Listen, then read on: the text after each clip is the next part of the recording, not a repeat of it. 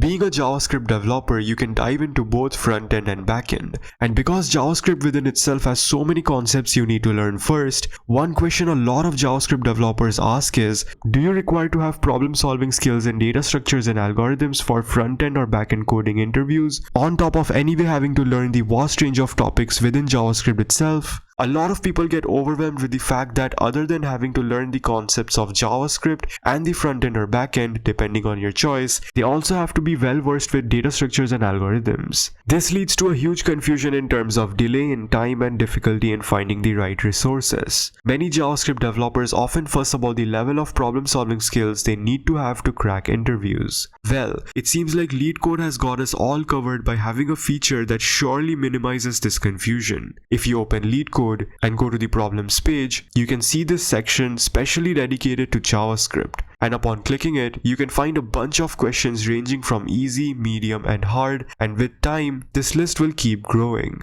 Now these questions should help you get well versed with problem solving in JavaScript because they include questions which require data structure algorithms that have real world use cases in the front-end or back-end domain. For example, consider this question, cache with time limit. This question is asking you to create a class that acts like a cache where you can store key value pairs. Now what's the real world use case of this question for a front-end or back-end developer? Well, it's obvious. This question basically wants you to simulate a time-limited cache or a cache with expiration times, and caches are commonly used in computer systems to store frequently accessed data and improve performance by reducing the need to fetch data from slower sources such as a database or network over and over again. So instead of having to fetch data from a database by making a network request each time, you could cache the data and fetch data from the cache which has faster retrieval times. Caches are also useful in API rate limiting. A rate limit is the maximum number of calls, API calls in this case, that you want to allow in a particular time interval. So a cache with expiration times can be used to track the number of requests made by a user within a certain time window. If the number of API calls made by the user within a period of time goes beyond a certain threshold, then this cache prevents the user from making further API requests until the expiration period is over. Once the expiration time is reached, the cache entry for that user is removed, allowing them to make additional requests. So as you can see, this one question can have multiple use cases in real-world scenarios. Similarly, many other questions in this list such as flatten deeply nested array, convert object to JSON string,